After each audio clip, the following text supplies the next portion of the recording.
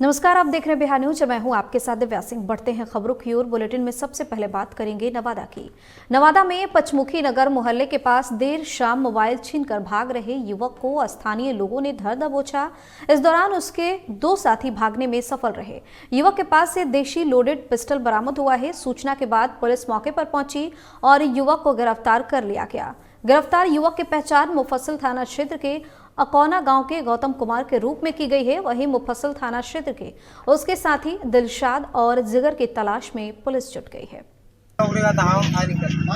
क्यों, किसका मकसद कुछ होगा ना? कुछ मोबाइल आपका मोबाइल छीना था? क्या नाम था आपका? मेरा नाम धीरज कुमार वर्मा हुआ। कहाँ घर है आपका? मेरा पंचमुखी नगर राजीव भैया के सामने घर है मेरा। अच्छा, पंचमुखी नगर घर है। तो ये आपका मोबाइल छीना। हाँ। उसके बाद क्या पिस्टल भिड़ाया था? क्या भिड़ाया नहीं है। हाँ, वो गाड़ी रफ्तार से भाग रहा है। हम कहे मेरा मोबाइल भागा, मेरा मोबाइल छीन ले, पकड़ो पकड़ो पकड़ो। तो तुम ये पिस्टल लेकर पिस्टल लेकर क्यों मोबाइल छीनने के लिए चले हो क्या नवादा में? तीनों था। कौन कौन था तुम्हारे साथ में? कौन कौन था? हम थे, दिलशाद था और जिगर था। कहाँ का ये लोग है? दिलशाद और जिगर कहाँ का? हाँ, शाहपुर का। कौन थाना? मुफस्सिल था। मुफस्सिल थाना का। सर, ये अभी तो आप बीती सुने ही। मैंने एसपी मैडम को भी मैंने फ़ोन किया था। अभी आपके बारे में मैंने कंफर्म किया हूँ कि सर आए हुए हैं। ये तो सर, ये तो बहुत बड़ी अपराध है। जो इसको कानूनी सज़ा हो सर, इसको दिया जाए।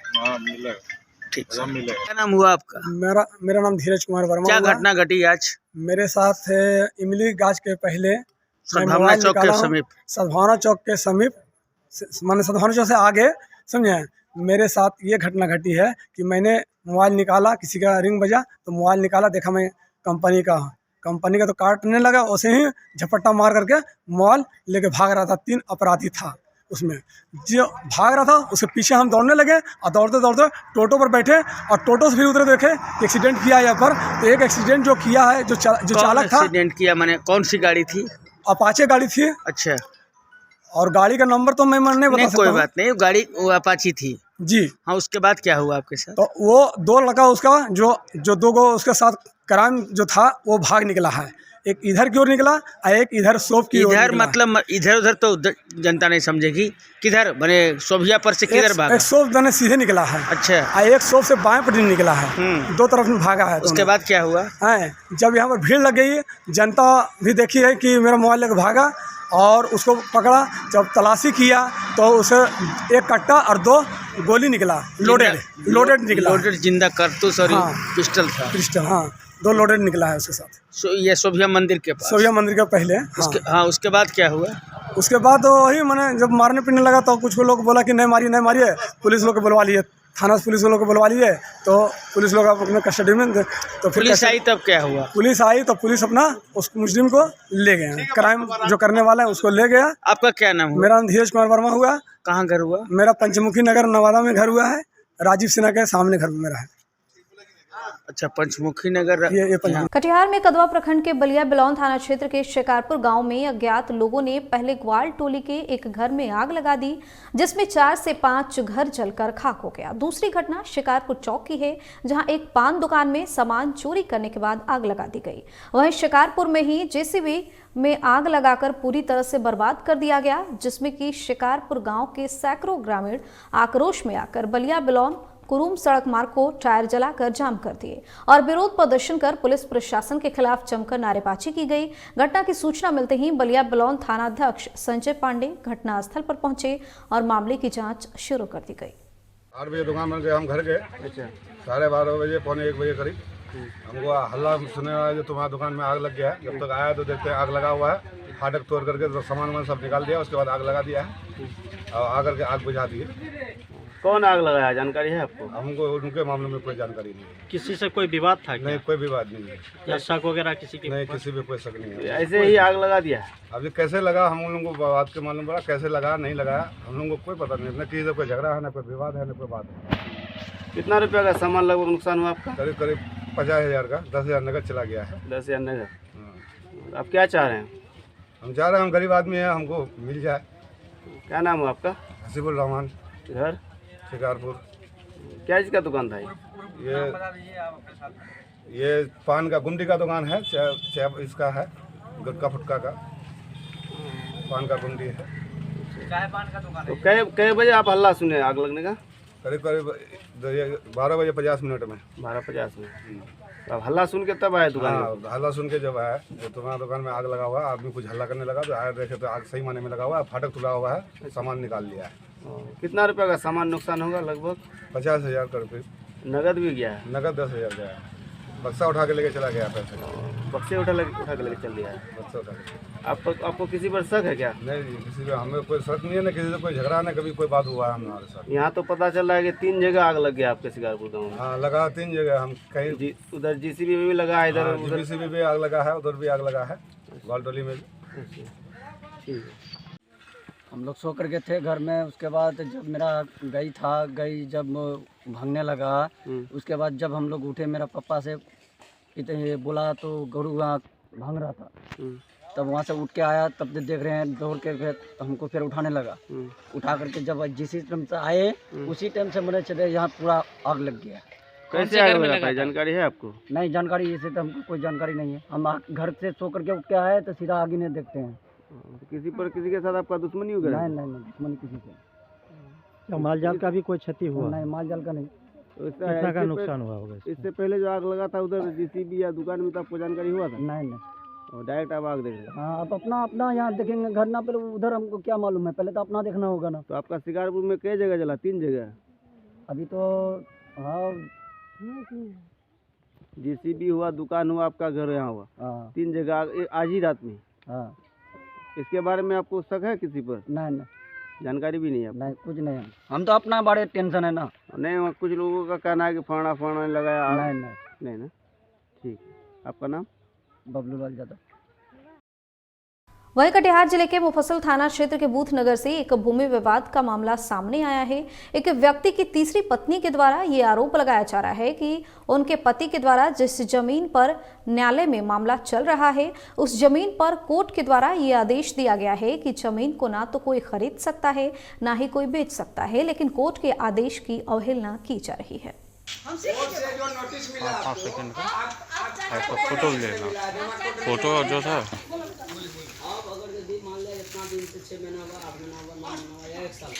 क्या मामला कहाँ का है ये? मामला आपका बुधनगर 1 नंबर वार्ड का है। हमारे ससुर जगदीश प्रसाद सिंह, हमने डिग्री लेके केस 2008 से मेरा स्टार्ट हुआ था। हमको 11 में जो है डिग्री मिल गई थी। फिर ये लोग हमारे पत्नी को नाजायज घोषित किए। घोषित करने के बाद फिर मैं डिग्री लड़ रहा हूँ। फिर मैंने इंजेक्शन सूट लगवाया। उसके दरमियान इन लोगों ने नाजायज जमीन बेचते गए, कोई दान पत्र लिखा है, और उसके बाद रातों रात कम से कम 200 से ऊपर गाछ काटे। किस चीज़ का गाछ काटा गया? उसमें आपका सागवान है और लैपटॉप का गाछ है। और रातें रात काटने के बाद इन लोगों का प्लानिंग था पूरे गाछ काटने का। तब तक में हमको कल खबर हुई, तो मैं एसपी को भी खबर किया, सबको सब जगह मैं मीडिया को भी दिया, और अभी जीबीसी सब समूचा स्पॉट पर रखा हुआ है।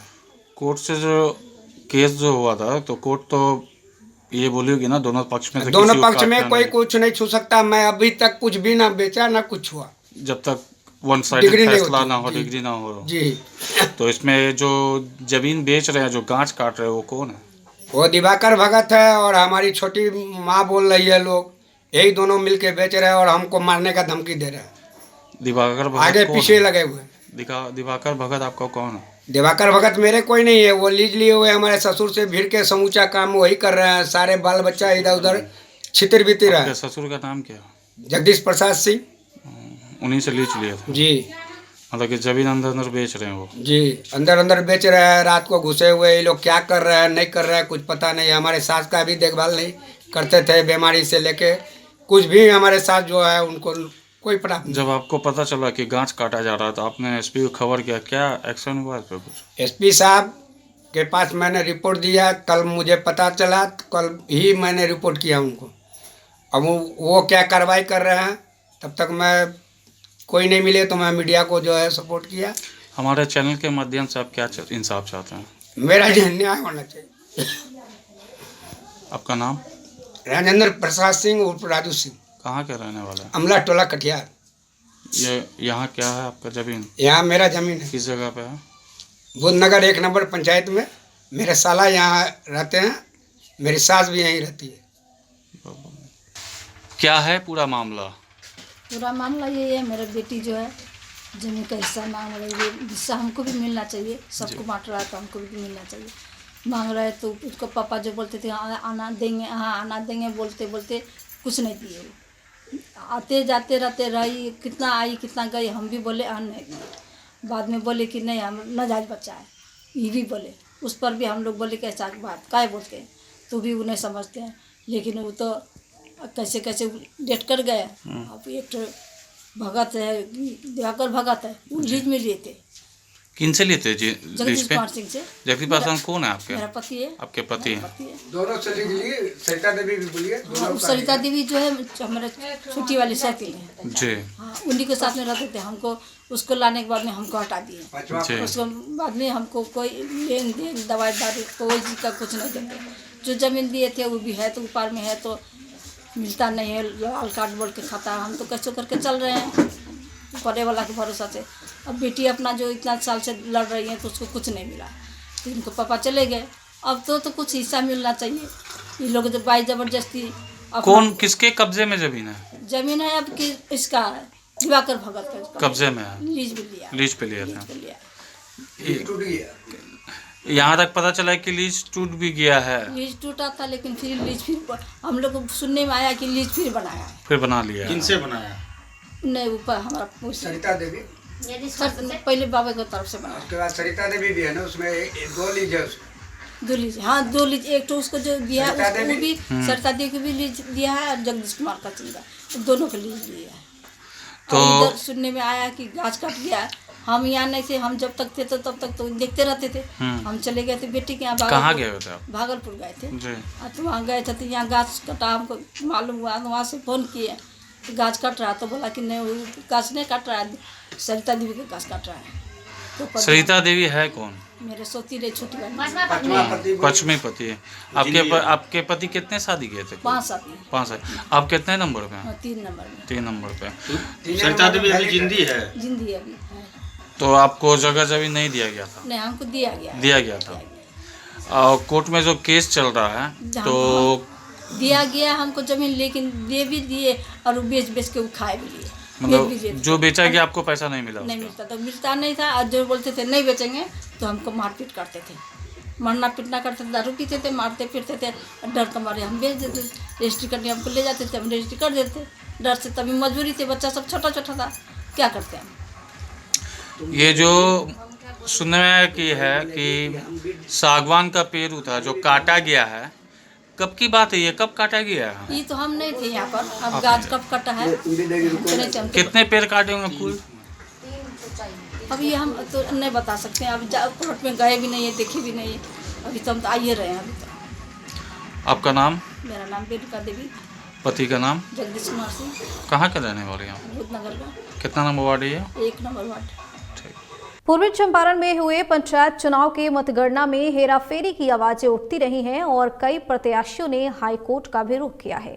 मोतिहारी प्रखंड में 8वें चरण के तहत 24 नवंबर को मतदान और 26 नवंबर को मतगणना हुआ, लेकिन कटहा पंचायत के सरपंच पद के लिए चुनाव के मतगणना में हुई लापरवाही के कारण दूसरे नंबर पर रही प्रत्याशी को विजय घोषित करके निर्वाचन प्रमाण पत्र दे दिया गया, जिसकी शिकायत डीएम से की गई।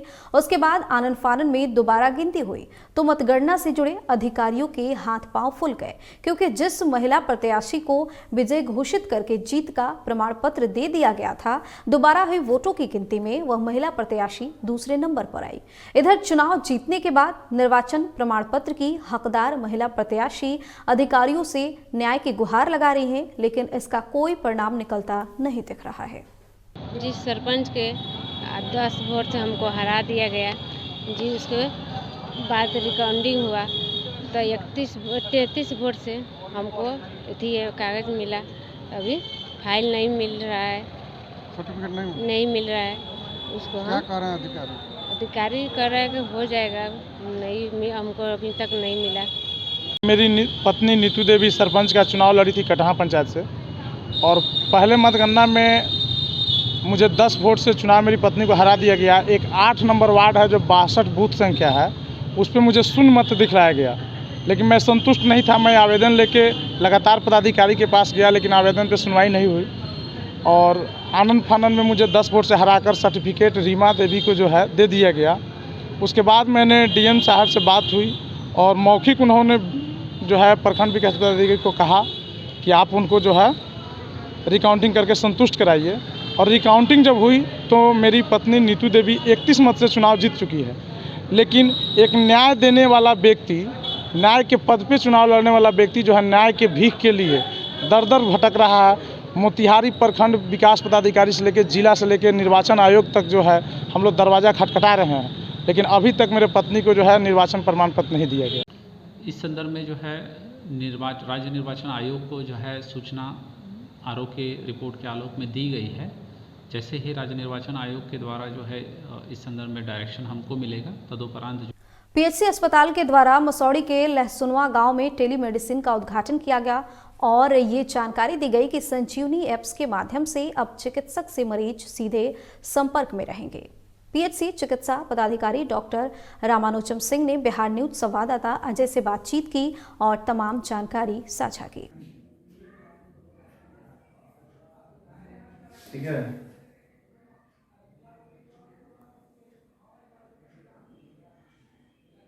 से क्या फायदा हो ग्रामीण क्षेत्रों में?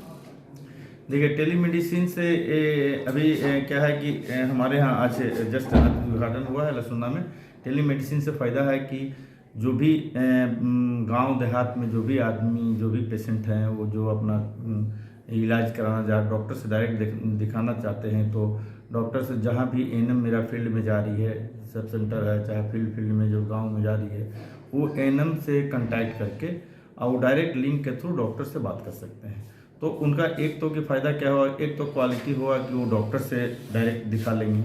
दूसरा है कि यदि विकलांग हैं, आने में असमर्थ हैं, चाहे बहुत सारा है कि देहात में कि जो दूर में हैं उनको आने जाने में पैसा लग जाता है, पीएचसी में आने में, अनुमंडल में आने में, तो उनको पैसा भी बच जाएगा। सिर्फ वहाँ एएनएम से लिंक बात करेंगे, एएनएम लिंक से डॉक्टर से कनेक्ट कर देंगे, तो उस तरह से उनका जो भी चाहेंगे सब प्रॉपर इलाज उनका वीडियो कॉन्फ्रेंसिंग, वीडियो कॉलिंग के थ्रू हो जाएगा।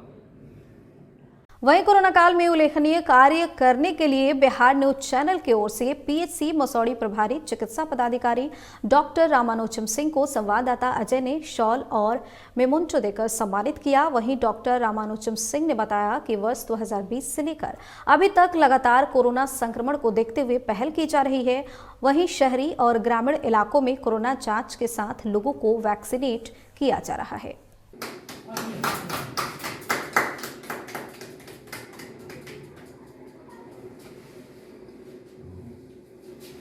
आपके उल्लेखनीय कार्य को देखते हुए, खासकर कोविड-19 को देखते हुए बिहार न्यूज की ओर से आपको सम्मानित किया गया। सर, कोविड-19 में क्या क्या किया गया आपके द्वारा? कोविड-19 जब से यहाँ स्टार्ट हुआ है 2020 से, जब से कोविड का प्रकोप फैला है, उस समय से अभी तक में हम लोग अभी लगे हुए हैं। और जैसे स्टेप बाय स्टेप से शुरू में जब कोविड आया तो हम लोग पहले उसको लोकेट करके बाहर से जो भी आदमी आए थे उनको टेस्टिंग करते हुए पॉजिटिव केस को पहले होम आइसोलेशन में डाला गया, सिम्टोमेटिक था उसको आइसोलेशन में डाला गया, फिर क्वारंटाइन भी हम लोग क्वारंटाइन भी करने के लिए एक रखे थे जो शिक्षण प्रशिक्षण संस्थान में। तो इस तरह से तो लगातार तो हम लोग का 2020 से लगातार चल रहा है। और टेस्टिंग पर खास करके इसलिए ज़्यादा जोर दिया जा रहा था कि टेस्टिंग करके हम लोग डेली प्रत्येक दिन प्रत्येक गांव में जहाँ हम लोग को पता चलता था वहाँ जाकर हम लोग के द्वारा टेस्टिंग कराया जाता था। और टेस्टिंग कराते हुए हम लोग सबको लोकेट कर रहे थे और उसका जहाँ जरूरत पड़ता था टीम के द्वारा उनको हम लोग मॉनिटरिंग करते हुए उनको दवाई से लेके एवरी चीज़ करते रहे। और अभी जो है हम लोग वैक्सीनेशन पर जो चल रहा है, जो जनवरी से वैक्सीनेशन का है, अभी हम लोग ऑलमोस्ट अच्छे खासे परसेंटेज पर भी हम लोग वैक्सीनेशन कर चुके हैं। फर्स्ट डोज भी 65 से ऊपर है और सेकंड डोज भी हम लोग 70 से ऊपर कर चुके हैं। और इसका नतीजा है कि अभी मसौड़ी या पटना चाहे बिहार लीजिए, पूरे बिहार में अच्छे काम हुआ है वैक्सीनेशन संबंधित, उसमें हम लोग अभी कंट्रोल करके रखे हुए हैं। बुलेटिन में फिलहाल इतना ही। बने रहिए बिहार न्यूज के साथ। नमस्कार।